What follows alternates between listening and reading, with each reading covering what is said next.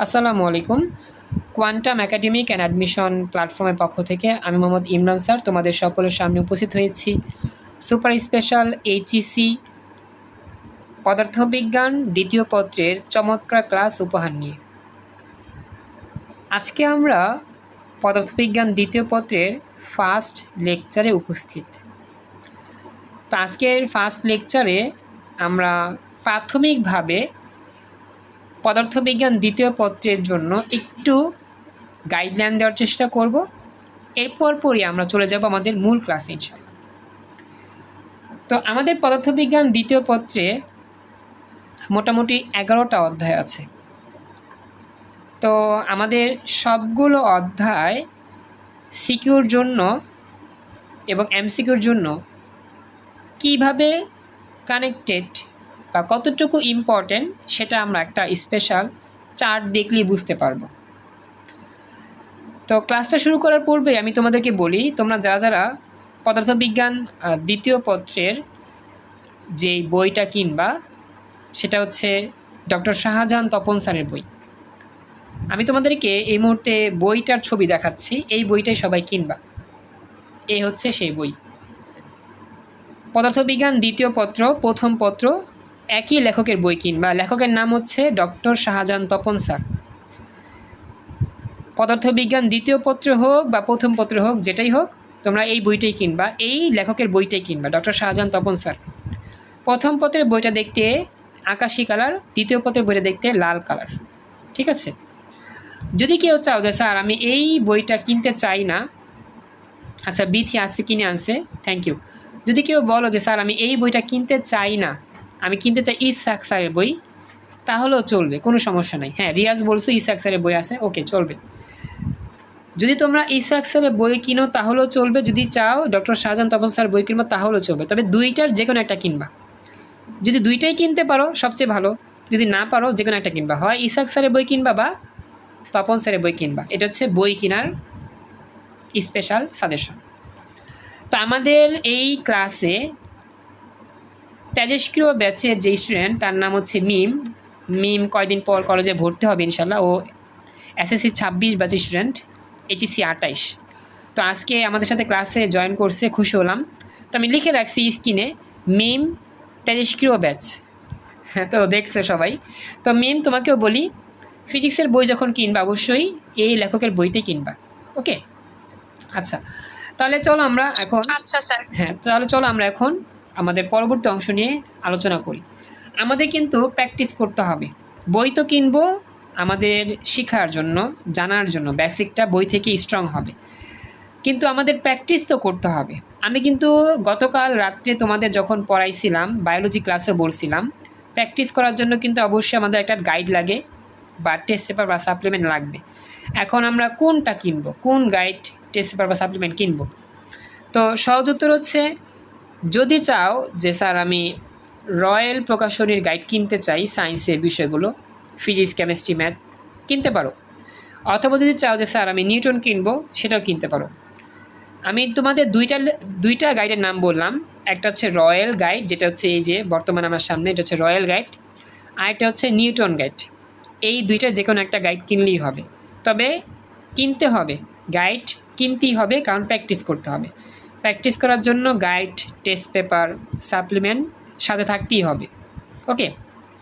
তো যেদিনই তুমি বই কিনবা ঠিক ওই দিনই কিনে ফেলার চেষ্টা করবা গাইডগুলো। আর যদি পুরাতন সংগ্রহ করো, 1 বছর পুরাতন বা 2 বছর পুরাতন, তাহলেও হবে, সমস্যা নেই। এই হচ্ছে ওভারঅল আমাদের বই নিয়ে কথা, আর হচ্ছে কি গাইড নিয়ে কথা। এবার চলো আমরা এই যে বইটার মধ্যে যেই অধ্যায়গুলো আছে সেই অধ্যায়ের মধ্যে কোনটা আমাদের সিকিউতে ইম্পর্টেন্ট বেশি সেটা নিয়ে আমি আলোচনা করব। দেখা যাচ্ছে তোমাদের সামনে যে পদার্থবিজ্ঞান দ্বিতীয় পত্র সৃজনশীল অংশটা নিয়ে আসছি আমি। তো এখন আমি তোমাদের একটু রিপোর্টটা দেখাই, ছবিটা দেখলে বুঝবা এটা আর কি 27 পরীক্ষার্থী যারা ছিল ওদের গাইড আর কি। আমার বোন 27 ব্যাচের শিক্ষার্থী, তো ওর গাইডটা আমি তোমাদের নিয়ে আসছি।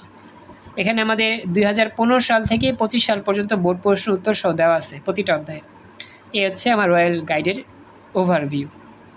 তো গাইডটার মূল্য কত হবে? গাইডটার মূল্য এখানে লেখা আছে মোটামুটি, আচ্ছা এখানে মূল্যটা লেখা নাই, বহু নির্বাচনের সাথে লেখা আছে, যে মূলটা আমি পরে তোমাদেরকে একসময় দেখা দিব বা জানিয়ে দিব ইনশাল্লাহ। তো চল আমরা যাই আমাদের এই যে দ্বিতীয় পত্র যেই অধ্যায়গুলো আছে এর মধ্যে কোনটা সবচেয়ে ইম্পর্টেন্ট। দ্বিতীয় পত্রের মধ্যে আমাদের যে মোট 11টা অধ্যায় আছে, এ হচ্ছে সে অধ্যায়গুলো। তাপগতিবিদ্যা, স্থিতরিত, চলতরিত। আচ্ছা, এই যে আমার বোন নিয়ে আসছে দ্বিতীয় পত্রের বইয়ের মূল্যটা আমি দেখা দিচ্ছি। দেখো মূল্যটা লেখা আছে এই বইটাতে, হ্যাঁ এই যে লেখা আছে 990 টাকা। দুইটা খণ্ড, একটা হচ্ছে এমসিকিউ একটা সিকিউ একসাথে, বুঝছো? 990 টাকা, অনেক দাম। আসলে রয়্যালের গাইডের দাম বেশি হয়, এটা চাহিদা বেশি, বাজারে পাওয়া যায় খুবই কম বা বিক্রি হয়ে যায় তাড়াতাড়ি, আর দামও বেশি, চাহিদাও বেশি। হ্যাঁ, কারণ রয়্যালের মধ্যে ব্যাখ্যা থাকে অনেক, একটা উত্তরের ব্যাখ্যা থাকে একাধিক, তো এই জন্য এই বইটা অনেকে পছন্দ করে বা মার্কেটে বিক্রি হয় বেশি। তো একটা গাইডই প্রায় 1000 টাকা দাম। তো এমসিকিউ সিকিউ মিলিয়ে, হ্যাঁ আশা করি বুঝতে পারছো। তো যাই হোক, তো এখন আমি তোমাদেরকে বলে দিই, এখানে আমাদের 1 থেকে 11টা অধ্যায় আছে। প্রথম অধ্যায় দিয়ে আমাদের আজকে মূল আলোচনা শুরু হবে ইনশাল্লাহ। তাপগতিবিদ্যা, স্থিতরিত, চলতরিত, তড়িৎ প্রবাহের চৌম্বকক্রিয়া, চৌম্বকত্ব, তড়িৎ চৌম্বক আবেশ ও পরবর্তী প্রবাহ, জ্যামিতিক আলোক বিজ্ঞান, ভৌত আলোক বিজ্ঞান, আধুনিক পদার্থবিজ্ঞানের সূচনা, পরমাণু মডেল ও নিউক্লিয়ার পদার্থবিজ্ঞান, সেমিকন্ডাক্টর ইলেকট্রনিক্স এবং কি লাস্ট অফ অল জ্যোতির্বিজ্ঞান। তো এই হচ্ছে আমাদের মোট 11টি অধ্যায়। এই 11টি অধ্যায় পড়লেই এই পুরো বইটা কমপ্লিট হয়ে যাবে ইনশাল্লাহ। তো আরিফ জয়েন করছো, থ্যাংক ইউ সো মাচ। একটু দেরি হয়েছে, সমস্যা নাই, জয়েন করছো, খুশি হলাম। এ হচ্ছে 11টা অধ্যায়। এখন কথা হচ্ছে কোন অধ্যায়টা সবচেয়ে ইম্পর্টেন্ট, এটা আমি কেমনে বুঝবো? এটা বোঝার জন্যই আমাদের দেওয়া আছে যে ফ্লোচার্ট সেটা। তো এর আগে আমি তোমাদের দেখা দিই মানবন্টনটা। হ্যাঁ, মানবন্টন তোমরা সবাই জানো, বায়োলজির মতো সেম, যে আমাদের সিকিউতে থাকবে মোট 8টা প্রশ্ন, যে কোনো 5টা লিখতে হবে, আর এমসিকিউ থাকবে, হ্যাঁ এমসিকিউ থাকবে আমাদের 25টা। তো এমসিকিউর মধ্যে আমাদের কিন্তু একটু ভাগ করা আছে, আমি তোমাদেরকে কিন্তু বলছিলাম এই অংশটা, মেবি হয়তো বা তোমাদের খেয়াল নাই, আসলে একটা গার্ডিয়ান ফোন দিচ্ছে তো এই জন্য দেখো আমি কেটে দিচ্ছি বারবার। তো এখানে এমসিকিউ পার্টটা কিন্তু 3টা ক্যাটাগরিতে মোটামুটি ভাগ করা থাকে। যেমন প্রথম ক্যাটাগরি হচ্ছে সাধারণ বহু নির্বাচনী, যেগুলো একবারে সহজে পারা যায়। 2 নাম্বারটা হচ্ছে বহুপদী সমাতিসূচক, যেগুলো 1 2 1 3 1 2 3 এরকম থাকে। আর আরেকটা হচ্ছে অভিন্ন তথ্যভিত্তিক, মানে যেগুলো একটু আনকমন প্রশ্ন আসে আর কি। এ হচ্ছে 3 ক্যাটাগরি এমসিকিউ, 25টা থাকে, 25 নাম্বার। এবং সর্বশেষ হচ্ছে ব্যবহারিক, এটা সবাই জানো, 25 নম্বরের জন্য বরাদ্দ থাকে। তো এইগুলো আমরা মেবি বায়োলজি ক্লাসে আলোচনা করছিলাম, এগুলো একটু ওভার রিভিউ দিলাম। তো আমাদের কিন্তু প্রিপারেশনটা হবে শুধু সৃজনশীলের উপর না, সৃজনশীলের শুধু গ আর গহতেও না, আমাদের প্রিপারেশন হবে ক খ গ গহ এবং এমসিকিউ এবং প্র্যাকটিক্যাল সব। আমাদের পরিপূর্ণ 100 নাম্বার পাওয়ার জন্য আমাদের প্রত্যেকটা আইটেমের আলোচনা আমরা তোমাদেরকে করার চেষ্টা করবো ইনশাল্লাহ। সিকিউ তো আলোচনা করতেছি প্রাথমিকভাবে, এরপর এমসিকিউ ক্লাস হবে, ক খ ক্লাস হবে, এবং প্র্যাকটিক্যালের জন্য কীভাবে কী করবা এর ক্লাসও আলাদা হবে ইনশাল্লাহ। তো লেগে থাকবা, নিয়মিত ক্লাসগুলো করবা, আশা করি সাপোর্ট পাবা ইনশাল্লাহ।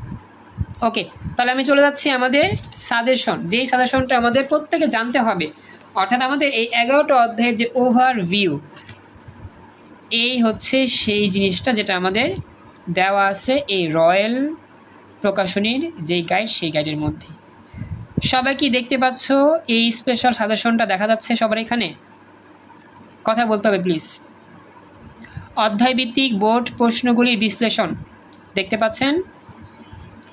রেসপন্স করেন। মিম একটু কথা বললো, আচ্ছা মিম একটু কথা বললো, তারিশকে বাচ্চার মিম। ওকে, তো এখানে দেখো লেখা আছে বিগত, হ্যাঁ এইচএসসি পরীক্ষায় বোর্ডে প্রশ্নের সংখ্যা। হ্যাঁ বলো।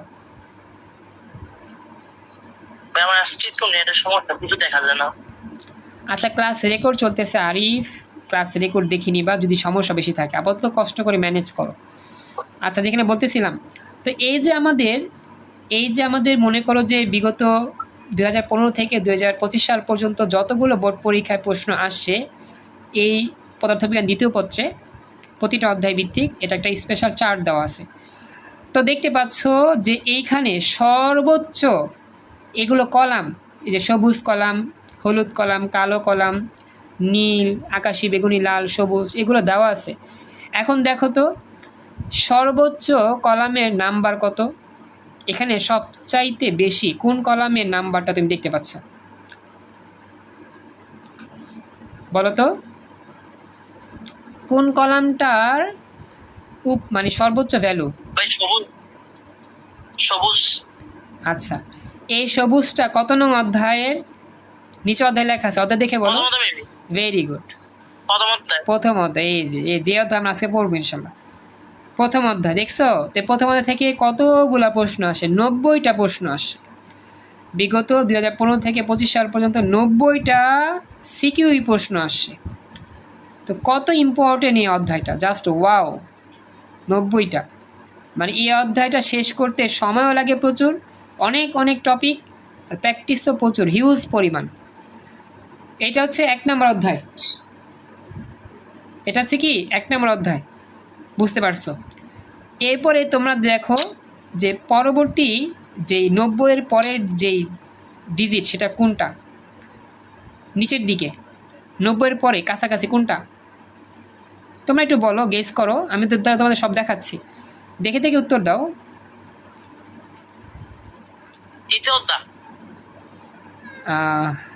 কত অধ্যায় আবার বলো? দ্বিতীয়। চমৎকার, এই তো তৃতীয় অধ্যায়। কতগুলা প্রশ্ন? 83টা। আর 3 নম্বর অধ্যায়ের নাম কি? চলতরিৎ। চলতরিৎ। 1 নম্বরটার নাম হচ্ছে তাপ গতিবিদ্যা, 3 নম্বরটার নাম হচ্ছে চলতরিৎ। এই তো গেস করতে পারছো, হ্যাঁ। আচ্ছা, 83-র পর কোনটা আছে দেখো তো, 83-র পর কোনটা?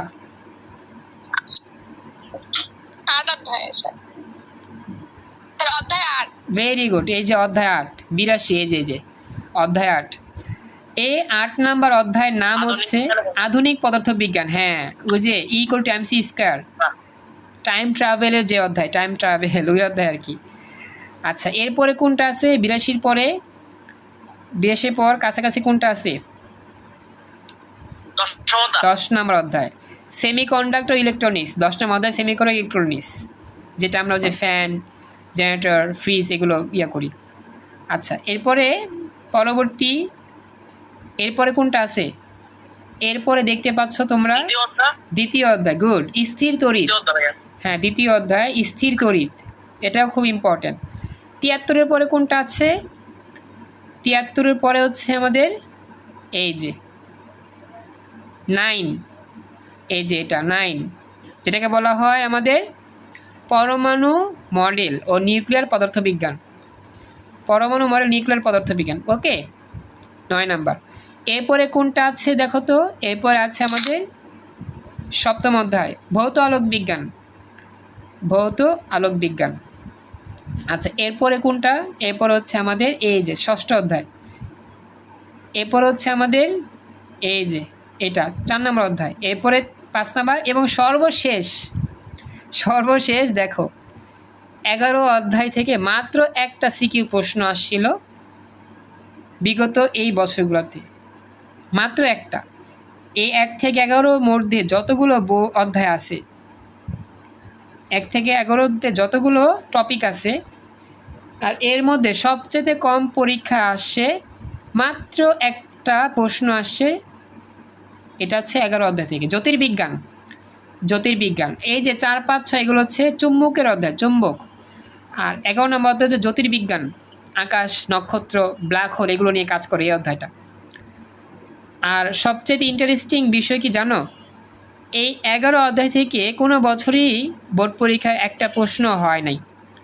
এখন তো 2026 সাল, জানি না এবছর হইতে পারে কিনা, কিন্তু একটা বোর্ড পরীক্ষা মানে একটা সালে আসছিল। আর এটা ইন্টারেস্টিং এই কারণে যে আমি যে বর্তমানে তোমাদের ক্লাস নিচ্ছি, আমি হচ্ছি সেই মানুষটা যেই সময় আমি পরীক্ষা দিয়েছিলাম, যেই সালে, সেই সালে আমার ঢাকা বোর্ডে এই 11 অধ্যায় থেকে ওই সৃজনশীল প্রশ্নটা আসছিল। সবাই কি বুঝতে পারছো আমার কথা?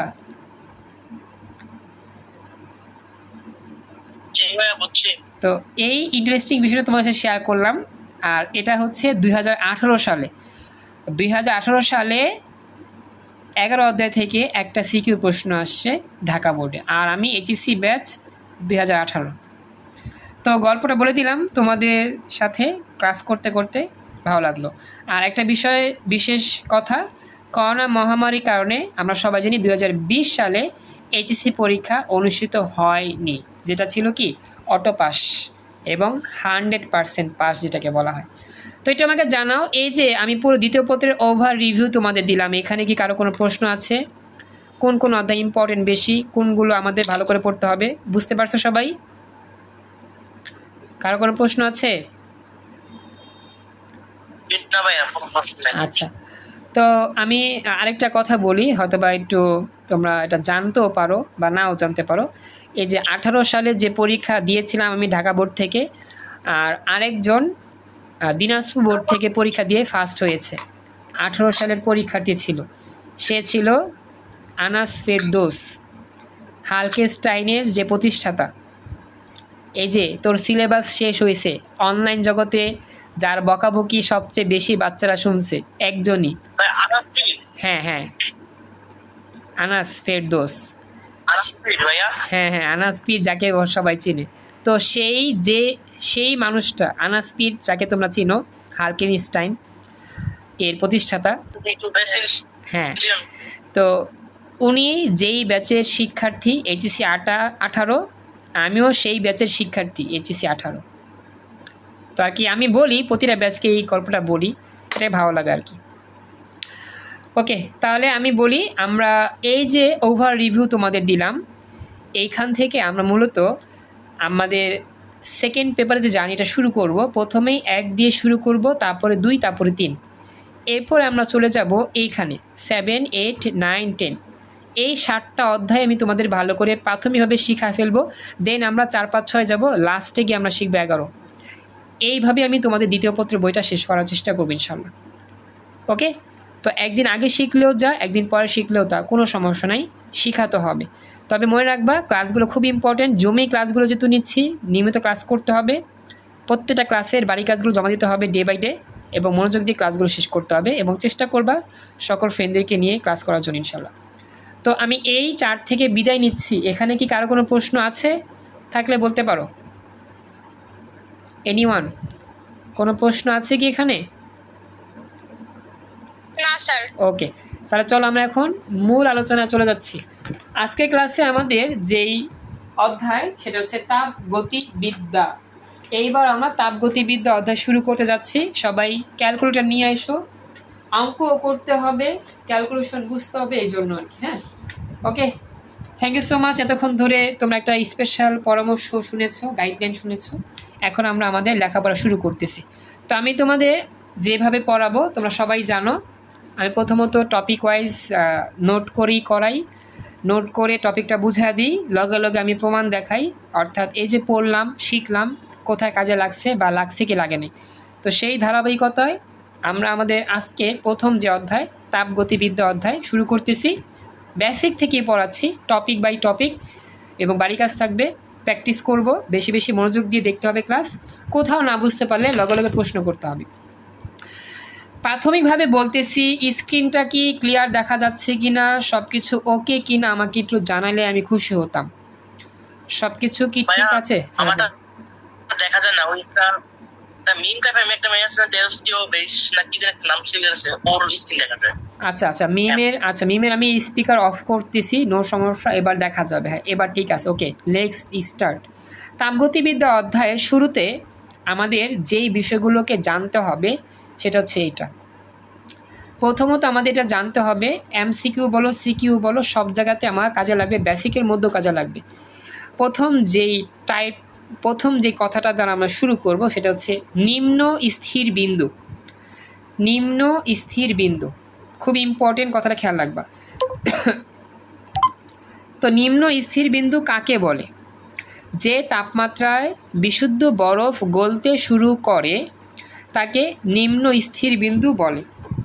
তাকে নিম্ন স্থির বিন্দু বলে। জাস্ট খেয়াল রাখবা, যে তাপমাত্রায় যে তাপমাত্রায় বিশুদ্ধ বরফ গলতে শুরু করে তাকে বলা হয় নিম্ন স্থির বিন্দু, আর এটার অপর নাম হচ্ছে বরফ বিন্দু। তো আমরা সবাই জানি যে ফ্রিজ থেকে এক খণ্ড বরফ যদি আমরা বাইরে নিয়ে আসি তাহলে কিন্তু দেখা যায় বরফটা গলে কি হয়ে যায়, পানি হয়ে যায়। তো বিজ্ঞানীরা মেজার করছে আর কি, হিসাব নিকাশ করে বলছে এই যে ফ্রিজ থেকে যখন আমরা বরফটা নিয়ে আসি বাহিরে, আমাদের কক্ষ তাপমাত্রা যেটা বা রুম টেম্পারেচার, আমরা যে রুমে বসবাস করি এই রুমের আশেপাশে যে টেম্পারেচার থাকে সেটা কি আমাদের 0°C থাকে নাকি আরও বেশি থাকে নাকি কম থাকে বলো তো? রুম টেম্পারেচার কত থাকে সাধারণত? এত স্বাভাবিক তাপমাত্রা 273 কেলভিন না। আসলে আমার প্রশ্ন হয়তো বুঝতে পারেন, আমি তোমাদেরকে প্রশ্ন করি, ভালো করে মনোযোগ দিয়ে শুনবা। আমার প্রশ্ন হচ্ছে এই যে আমরা যে বর্তমানে আছি, এই যে তুমি যে এখন বর্তমানে আমার ক্লাসটা ঘরে বসে করতেছো, এখন এই যে ঘরে বসে যে করতেছো তোমার ঘরের আশেপাশে যে ওয়েদারের টেম্পারেচারের যে ডিগ্রি সেলসিয়াস মান, সেই মানটা কত সেটা আমি প্রশ্ন করছি। এই মুহূর্তে তোমার ঘরের আশেপাশে টেম্পারেচারটা কত, কত ডিগ্রি সেলসিয়াস? তো 25°C। Very good. আমরা প্রাথমিকভাবে যেটা গেস করি কক্ষ তাপমাত্রা হয় 25°C। দেখা যায় কখনো গরম বেশি হলে 30° হয়, 40°ও হয়, এরকম হয়। হ্যাঁ, এটা তাপমাত্রার উপর ভ্যারি করে, গরম ঠান্ডার উপরে। তো আমাদের এখানে বলা হচ্ছে 0°C তাপমাত্রায় আমাদের বিশুদ্ধ বরফ কী করতে শুরু করে, গলতে শুরু করে। তো ফ্রিজের মধ্যে যে টেম্পারেচার সেটা কি 0°C টেম্পারেচার নাকি আরও কম বলো তো? ফ্রিজের মধ্যে যে টেম্পারেচার, ফ্রিজের মধ্যে আরও কম। Very good. কারণ কি আমাদের 0°C তাপমাত্রায় বরফটা গলা শুরু করে, কিন্তু ফ্রিজের মধ্যে টেম্পারেচার কিন্তু আরও কম, মাইনাস। ফ্রিজের মধ্যে টেম্পারেচার কিন্তু 0-র চেয়ে কম, মাইনাস না হলে কিন্তু সে বরফ হবে না। যখনই সে -ডিগ্রি সেলসিয়াস চলে আসবে তখনই সে কি বরফ হবে। তো এমসিকিউর জন্য মনে রাখবা যে বরফ বিন্দুর তাপমাত্রা হচ্ছে 0°C। এমসিকিউতে চলে আসে। সবাইকে বলতেছি, আরিফ, বিথি, মিম, রিয়াজ, মনে রাখতে হবে বরফ বিন্দুর তাপমাত্রা কত ডিগ্রি সেলসিয়াস? 0°C। কারো কোনো প্রশ্ন আছে এখানে? থাকলে বলতে পারেন। আচ্ছা, এরপরে ঊর্ধ্ব স্থির বিন্দু। হ্যাঁ, এবার আমরা পড়ব ঊর্ধ্ব স্থির বিন্দু। নিম্ন স্থির বিন্দু পড়া শেষ, এবার হচ্ছে কি ঊর্ধ্ব স্থির বিন্দু। এখন এই ঊর্ধ্ব স্থির বিন্দুর সংজ্ঞাটা মুখস্থ করবেন একই রকমভাবে। যে তাপমাত্রা বিশুদ্ধ পানি জলীয় বাষ্পে পরিণত হতে শুরু করে তাকে ঊর্ধ্ব স্থির বিন্দু বলে। তো ঊর্ধ্ব স্থির বিন্দুর অপর নাম স্টিম বিন্দু। স্টিম মানে বাষ্পীভূত হওয়া, বলকিয়ে যাওয়া। স্টিম মানে কি বলকানো।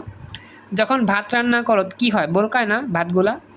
পানি যখন ফুটন্ত হয় না, বলকায়। এটা হচ্ছে স্টিম হাওয়া। তো ঊর্ধ্ব স্থির বিন্দুর তাপমাত্রা হচ্ছে 100°C। 100°C। তো এই সংজ্ঞা দুইটা মুখস্থ করবেন। আমাদের এমসিকিউতে যেটা সবচেয়ে বেশি কাজে লাগে সেটা হচ্ছে বরফ বিন্দুর তাপমাত্রা কত ডিগ্রি সেলসিয়াস এবং স্টিম বিন্দুর তাপমাত্রা কত ডিগ্রি সেলসিয়াস, এগুলো ডাইরেক্ট আমার এমসিকিউতেই কি আসে, চলে আসে। ওকে, তো আশা করি এই নিম্ন স্থির বিন্দু বা বরফ বিন্দু বা ঊর্ধ্ব স্থির বিন্দু বা স্টিম বিন্দু নিয়ে কোনো প্রশ্ন নাই, থাকলে বলতে পারবেন। তো চলেন আমরা এই মুহূর্তে আরেকটু স্পেশাল কিছু জিনিস শিখি। আমি যে তোমাদেরকে প্রশ্ন করি, বর্তমানে আমরা তো 9-10-এ পড়ে আসছিলাম। আচ্ছা, আমাদের তাপমাত্রার স্কেল আমরা পড়ছিলাম না? তাপমাত্রার স্কেল ছিল। আচ্ছা বলো তো, তাপমাত্রা পরিমাপের স্কেল আমরা এই পর্যন্ত কয়টা শিখছিলাম, বা কয়টা স্কেল আছে তাপমাত্রা মাপার জন্য? এ নিয়ে উত্তর দিতে পারবা কি? তাপমাত্রা পরিমাপ করার জন্য স্কেল আছে কয়টি? তাপমাত্রা পরিমাপ করার জন্য স্কেল আছে কয়টি? আরিফ, বিথি, মিম, রিয়াজ বলতে পারার কথা আশা করি। তাপমাত্রা পরিমাপ করার স্কেল আছে কয়টা? সবাই পড়ে আসছো, একটু গেস করো। মনে করো এটা তোমার এমসিকিউ মেডিকেল ভর্তি পরীক্ষা চলে আসছে, যদি এত সহজ প্রশ্ন আসে না। বা ঢাকা বিশ্ববিদ্যালয় বুয়েটে চলে আসছে। দেখি উত্তরকে দিতে পারো। তাপমাত্রা পরিমাপ করার স্কেল আছে কয়টি? তাড়াতাড়ি বলতে হবে, চ্যাট জিপিটি যেই নিয়ে সার্চ দিলে হবে না। চমৎকার, থ্যাংক ইউ রিয়াজ। হ্যাঁ রিয়াজ, অনেক দিন পর রিয়াজের কণ্ঠ আমি শুনতে পাইলাম। চমৎকার রিয়াজ উত্তর দিয়েছ, ভেরি গুড, দুর্দান্ত হয়েছে। হ্যাঁ রিয়াজ পেরেছ। 3টি তাপমাত্রা পরিমাপ করার যে স্কেল সেটা হচ্ছে 3টি। একটা হচ্ছে ডিগ্রি সেলসিয়াস, একটা হচ্ছে কেলভিন, একটা হচ্ছে কি ফারেনহাইট। সবই তোমরা পড়ছো কিন্তু হয়তো ভুলে গেছো, এই হচ্ছে অবস্থা। সমস্যা নাই, আমরা এখন শিখে ফেললাম। তো আমাদের তাপমাত্রা পরিমাপ করার 3টি স্কেল আছে। তাপমাত্রা পরিমাপ করার কয়টি স্কেল আছে? 3টি। মিম মনে পড়তেছে এখন? এগুলো পড়ছিলা সবই, হয়তো বা ভুলে গেছিলা, এখন আশা করি মনে পড়ছে। তেজস্ক্রিয় ব্যাচের মিম, ওকে হ্যাঁ হ্যাঁ, এগুলো আমরা কিন্তু পড়ছি সবই, হয়তো বা খেয়াল নাই, এই জন্য কি মনে পড়তেছে না এখন। ওকে, তো দেখো মনে ছিল না। এখন এখন শিখে ফেললাম। ওকে, তাপমাত্রার প্রথম স্কেল হচ্ছে তারপর কেলভিন না? এটাই তো আমি এতক্ষণ তো এটাই প্রশ্ন করছিলাম, তুমি শুনতে পাও নাই? 3টা স্কেলই, সেলসিয়াস, কেলভিন আর হচ্ছে ফারেনহাইট। হ্যাঁ আমি দিয়ে দিব, আমি ক্লাসের পরে দিয়ে দিব সব নোট, লিখে নিও। হ্যাঁ আরিফ বলো, কোনো প্রশ্ন আছে? আমার একটু নেট বাইরে বাইরে করে এর জন্য চলে গেছিলাম। আচ্ছা আচ্ছা, বুঝতে পারছি, একটু কষ্ট হচ্ছে, সমস্যা নাই, ক্লাস রেকর্ড চলতেছে, দেখে নিলেই পারবা। ওকে, এবার আমি একটু রিভিউ করি। 3টা scale, Celsius scale, Kelvin scale আর হচ্ছে কি ফারেনহাইট স্কেল। তো সেলসিয়াস স্কেলকে সি দিয়ে প্রকাশ করে, কেলভিন স্কেলকে কে দিয়ে প্রকাশ করে, আর ফারেনহাইট স্কেলকে এফ দিয়ে প্রকাশ করে। প্রত্যেকটা স্কেলেরই আমাদের নিম্ন স্থির বিন্দু বা বরফ বিন্দু আছে, প্রত্যেকটা স্কেলেরই ঊর্ধ্ব স্থির বিন্দু বা বাষ্পীভূত বিন্দু আছে বা স্টিম বিন্দু আছে। মনে রাখবেন এমসিকিউ, যেটা সবচেয়ে ইম্পর্টেন্ট, এমসিকিউতে কাজে লাগবে। সেলসিয়াস স্কেলের জন্য বরফ বিন্দু হচ্ছে 0 ডিগ্রি সেলসিয়াস, কেলভিন স্কেলের জন্য 273 কেলভিন, আর ফারেনহাইট স্কেলের জন্য 32 ফারেনহাইট। মুখস্থ রাখবেন। শুধুমাত্র বরফ বিন্দুর জন্য 3টা স্কেলের মান, সেলসিয়াসে 0, কেলভিনে 273, ফারেনহাইটে 32। বুঝতে পারছেন? মনে রাখতে হবে বরফ বিন্দুর জন্য এই 3টা স্কেলের মান মনে থাকবে, মুখস্থ রাখবেন। আচ্ছা, এরপরে এই 3টা স্কেলের ঊর্ধ্ব বিন্দু আছে, ঊর্ধ্ব স্থির বিন্দু আছে বা স্টিম বিন্দু আছে। সেলসিয়াসের জন্য হচ্ছে 100 ডিগ্রি সেলসিয়াস, কেলভিনের জন্য 373 কেলভিন, আর ফারেনহাইটের জন্য 212 ফারেনহাইট। এর মানেটা কি? যখন এক টুকরো বরফ তুমি সামনে রাখবা, সেই বরফ যদি সেলসিয়াস স্কেল দিয়ে মাপো, তাহলে দেখবা তার মাপটা আসবে 0 ডিগ্রি সেলসিয়াস।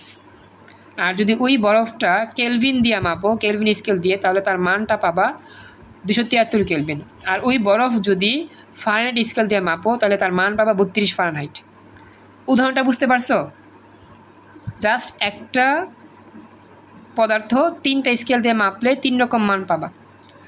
ঠিক একই রকমভাবে ফুটন্ত পানি যেগুলো জলীয় বাষ্প বলি বা বাষ্প বলি, এই ফুটন্ত পানিকে যদি তুমি সেলসিয়াস স্কেল দিয়ে মাপো, তাহলে মান পাবা 100 ডিগ্রি সেলসিয়াস। কেলভিন স্কেল দিয়ে যদি মাপো সেই ফুটন্ত পানিকে, মান পাবা 373 কেলভিন।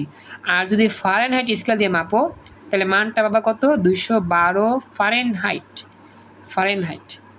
এইখান থেকে বিদায় নিতে চাচ্ছি, তবে একটা বিষয় বলি, আমাদের সেলসিয়াসের মোট ঘর থাকে 100টা, কেলভিনেও মোট ঘর থাকে 100টা, স্কেলের মধ্যে দাগ থাকে আর কি 100টা, আর ফারেনহাইটে থাকে 180টা। এগুলো এমসিকিউর জন্য খুব ইম্পর্টেন্ট, ভালো করে খেয়াল রাখবেন। এখানে কারো কোনো প্রশ্ন আছে কি? থাকলে বলতে পারেন। এনিওয়ান, কোনো প্রশ্ন আছে এখানে? ভয়েসে বলেন যদি সমস্যা থাকে। ওকে, এখন আমরা এইখান থেকে একটা স্পেশাল সূত্র মুখস্থ করব, যেটাকে বলা হয় সেলসিয়াস ফারেনহাইট কেলভিনের সূত্র। সূত্রটা সবসময় কাজে লাগবে, এমসিকিউ তো লাগবে, সিকিউ তো লাগে। C/5 = F - 32/9 = K - 273/5। ব্যাস, এই হচ্ছে আমাদের সেলসিয়াস ফারেনহাইট কেলভিনের সম্পর্ক স্থাপন করার একটা স্পেশাল সূত্র। মুখস্থ করবেন, এমসিকিউ সিকিউতে সব জায়গায় কাজে লাগবে। ওকে, তো এই পেজ থেকে আমরা বিদায় নিচ্ছি। আমরা নতুন একটা স্পেশাল সূত্র আজকে শিখব, আর এটাকে বলবো আমরা রোধ থার্মোমিটার। আমরা এখন যেটা শিখব এটা হচ্ছে আমাদের কি রোধ থার্মোমিটার। খুবই ইম্পর্টেন্ট একটা সূত্র। এখান থেকে আমরা একটা অঙ্ক সলভ করার চেষ্টা করব। আমাদের হাতে মাত্র 5 মিনিট সময় আছে। এই 5 মিনিটের মধ্যে আশা করি হয়ে যাবে। মনোযোগ দিবা। রোধ থার্মোমিটার। তো প্রথমে আমরা স্পেশাল সূত্রটা পড়ব, স্পেশাল থিওরি। এই থিওরিটা মুখস্থ করো, পরীক্ষাতে এখান থেকে সিকিউতে প্রশ্ন এসেছে। থিওরি হচ্ছে theta equal to R theta minus R, এটাকে আর নটও বলা যায়, আর জিরোও বলা যায়। আর theta minus R zero divide by R 100 minus R zero into 100 degree Celsius into 100 degree Celsius. যদিও এই সূত্রটা একটু কঠিন লাগতেছে, মুখস্থ করা ছাড়া উপায় নাই, কারণ এই সূত্র দিয়ে ম্যাথ সলভ করতে হবে আমাদের একটু পর। থিওরিটা বলতেছি রোধ থার্মোমিটারের একটা সূত্র, theta equal to R theta minus R zero by R 100 minus R zero into 100 degree Celsius. এখন আমরা এই সূত্রের পরিচয় পর্বে আসব। পরিচয় পর্ব মানে কার কি পরিচয়, প্রত্যেকটা রাশির পরিচয় আর কি। প্রথম পরিচয় পর্বে আমরা শিখব থিটা। থিটা মানে কি? থিটা মানে হচ্ছে তাপমাত্রা। থিটা মানে কি? তাপমাত্রা। আর এখানে আর থিটা, আর জিরো, আর 100 এগুলো আমরা এখন শিখব। আর থিটা মানে হচ্ছে থিটা ডিগ্রি সেলসিয়াস তাপমাত্রায় পরিবাহী রোধ। আর মানে রোধ, আর মানে কি? রোধ। আর থিটা বলতে বোঝায় থিটা ডিগ্রি সেলসিয়াস, মানে যে কোনো একটা ডিগ্রি সেলসিয়াস তাপমাত্রায় পরিবাহী রোধের মান। জাস্ট মুখস্থ করতে হবে। সবাই কি সূত্রর অংশটা আর এই অংশটা কি বুঝতে পারছো? আমাকে একটু বলতে হবে প্লিজ। আর থিটা মানে থিটা ডিগ্রি সেলসিয়াস তাপমাত্রায় পরিবাহী রোধ এর পরিচয়। বুঝতে পারছো তো? ওকে। আর আর জিরো আর আর 100 দিয়ে কি বুঝবো? আর জিরো মানে 0 ডিগ্রি সেলসিয়াস তাপমাত্রায় পরিবাহী রোধ, আর আর 100 মানে 100 ডিগ্রি সেলসিয়াস তাপমাত্রায় পরিবাহী রোধ। ব্যাস, এই হচ্ছে আমাদের সূত্রের ফরম্যাট। জাস্ট এই বিষয়গুলো মনে রাখবা, তাহলে আমাদের সিকিউ সলভ করতে অনেক ইজি হয়ে যাবে। ওকে, তো আর জিরো মানে 0 ডিগ্রি সেলসিয়াস তাপমাত্রায় পরিবাহী রোধ, আর আর 100 মানে হচ্ছে 100 ডিগ্রি সেলসিয়াস তাপমাত্রায় পরিবাহী রোধ। সবাই এখন ঝটপট খাতা কলম বের করো, একটা অঙ্ক করবো আমরা। ক্যালকুলেটর বের করবা, হ্যাঁ, খাতা কলম ক্যালকুলেটর বের করবা। এইখান থেকে আমরা পরীক্ষায় আসা একটা স্পেশাল প্রশ্ন সলভ করে আজকের মতো ক্লাস শেষ করবো ইনশাল্লাহ। দ্রুত, সময় কম। আমাদের এই অঙ্কটা খুবই ছোট্ট একটা অঙ্ক, জাস্ট একটু যদি টেকনিক্যালি একটু বুঝতে পারো তাহলেই হবে। আমি প্রশ্নটা বের করতেছি, জাস্ট একটু ওয়েট করেন আপনারা।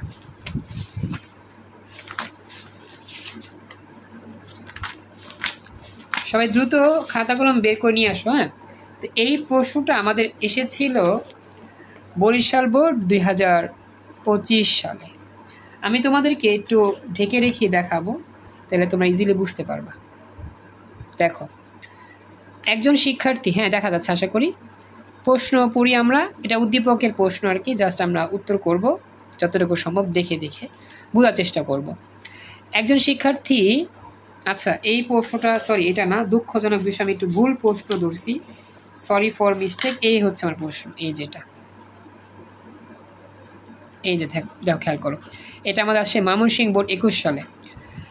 জাহেদ ও শাহেদ সহপাঠী। জাহেদ পদার্থবিজ্ঞান ল্যাবে একটি রোধ থার্মোমিটার নিল, যার বরফ বিন্দু ও বাষ্প বিন্দু রোধ দেওয়া আছে 12 ওহম এবং 24 ওহম। অপরদিকে শাহেদ 5 অ্যাটমসফিয়ার চাপ বিশিষ্ট একটি পাত্রে আবদ্ধ গ্যাসে এত জুল তাপশক্তি সরবরাহ করে। এতে গ্যাসের আয়তন এত ঘন সেন্টিমিটার থেকে এত ঘন সেন্টিমিটার হয় এবং অন্তঃস্থ শক্তির পরিবর্তন এত জুল হয়। এগুলো অনেক কিছুই লিখছে, সব কিছু তো লাগবে না। আমরা দেখি 250 ডিগ্রি সেলসিয়াস তাপমাত্রায় জাহেদের থার্মোমিটারের রোধ নির্ণয় করো। জাহেদের থার্মোমিটারের রোধ নির্ণয় করো। তো দেওয়া আছে কত? 250 ডিগ্রি সেলসিয়াস তাপমাত্রায়। এবং আমাদের লিখছে বরফ বিন্দু আর বাষ্প বিন্দু। বরফ বিন্দু 0 হয়, বাষ্প বিন্দু হয় 100। আমি তোমাদের প্রাথমিকভাবে দেখা দিচ্ছি, জাস্ট একটু খেয়াল করলে বুঝতে পারবা। আমাদের উদ্দীপকের বরফ বিন্দু মানে হচ্ছে ওই যে 0 ডিগ্রি সেলসিয়াস, 0 মানে কি বরফ, আর 100 মানে কি স্টিম, তাই না? এটাই আর কি। তো আমি তোমাদের দেখাই, জাস্ট অঙ্কটা খুবই সহজ, সময় স্বল্পতার জন্য একটু তাড়াতাড়ি করতেছি আর কি। হ্যাঁ, এখানে বরফ বিন্দুর যে আর এর মান 12 ওহম দেওয়া আছে, আর বাষ্প বিন্দুর ইয়াটা দেওয়া আছে 24 ওহম, আর 100। তাপমাত্রা 250, বের করতে হবে আর থিটার মান কত। সবাই কি বুঝতে পারছো? সময় স্বল্পতার জন্য তাড়াতাড়ি করলাম আর কি। এতটুকু বুঝছো? আরিফ, বিথি, মিম, রিয়াজ, বুঝতে পারছো এতটুকু? আচ্ছা, এরপরে এই মানগুলি আমরা বসাবো। আমরা জানি theta equal to R theta minus R 0 by 100 minus R 0 into 100 degree Celsius. এবার যদি আমি এই মানগুলো বসায় দিই, বসায় যদি ক্যালকুলেশন একটু করি, তাহলে মোটামুটি আমাদের কি হয়ে যাবে? উত্তর হয়ে যাবে। জাস্ট আমরা এখানে কি করব, এটার সাথে এটা গুণ করব, থিটা ইন্টু এটা গুণ করব, এরপর হচ্ছে আমাদের এই 100 দিয়ে আবার ভাগ করব, এটা শর্টকাটে করছে, এটা দিয়ে আবার যোগ করে দিব। দেন এখানে যদি মানগুলো বসা দিই, মান আসবে 42 ওহম। তো আজকে প্রথম ক্লাস দেখে রেকর্ড সেভ করার জন্য আমি একটু তাড়াতাড়ি করে অঙ্কটা দেখালাম, আদারওয়াইজ আমি এত তাড়াতাড়ি অঙ্ক দেখাই না, আমি তোমাদের পার্ট বাই পার্ট ভেঙেই দেখাইতাম। অঙ্কর কি সমাধানটা বুঝতে পারছো? এতটুকু আমাকে জানাও, তাহলেই হবে। বুঝতে পেরেছো কি? Thank you so much. আজকের ফার্স্ট ক্লাসটা আমি এখানেই রাখতেছি। আরিফ, বিথি, তেজস্ক্রিয় ব্যাচের মিম আর রিয়াজ, নিয়মিত ক্লাস করো, বাড়ির কাজটা দিয়ে দিব, নোটগুলো নিয়ে বাড়ির কাজটা করে আমাকে জমা দিও, আর নেক্সট ক্লাস থেকে ফ্রেন্ডদেরকে নিয়ে আসার চেষ্টা করো। তো আজকের মতো স্পেশাল ক্লাস আমি এখানেই রাখলাম। আসসালামু আলাইকুম, আল্লাহ হাফিজ।